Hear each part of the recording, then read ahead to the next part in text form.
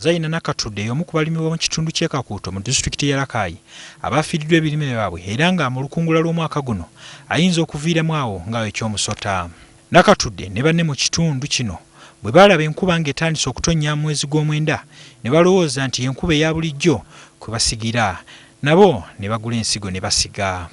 Ekyabeewuunyisa omwezi gw'ekkumi gwagenda okutuuka wakati ng'enkuba tebakyagirabako n'okutuusa kati. Tusanze obuzibu, tulima emmere yaffe yonna efudde musana, tetufuna nkuba, kasooli akaze, emmere yonna ekaze, tusanze obuzibu bw'enjala mu kyalo. Abantu basimba nnyo ebijanjaalo ale Septemba, mu October babadde bakyasiga, naye we muyise namwe muyinza okubeera abajulizi. Bikaze.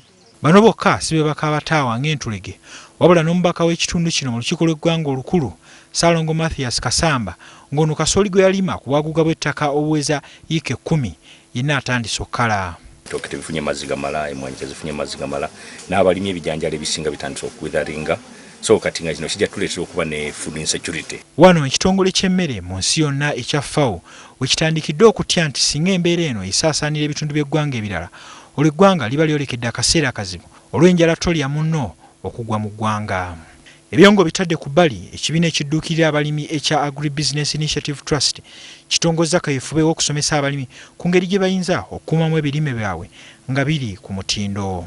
Bano baleese amatundubaali ag'omulembe okwanikibwa ebirime byabwe ne bikala mangu ate nga tebyonoonese. Olumala okubikaza ne babiteeka mu ngeri y'etterekero mwe bayinza okubitereka ate ne bikuumibwa nga tebyonooneka, nga tebifuna nfuufu, tebifuna buno buwuka obulya kasooli oba emmwanyi oba ki. Amatundubaali gano agatongozeddwa gayamba abalimi ebirime bye bakungudde ne bitalibwa buwuka wamu n'okuyingiramu ettaka naddala ebirime nga kasooli, omuceere, omuwemba, obulo n'ebirime ebirala eby'empeke.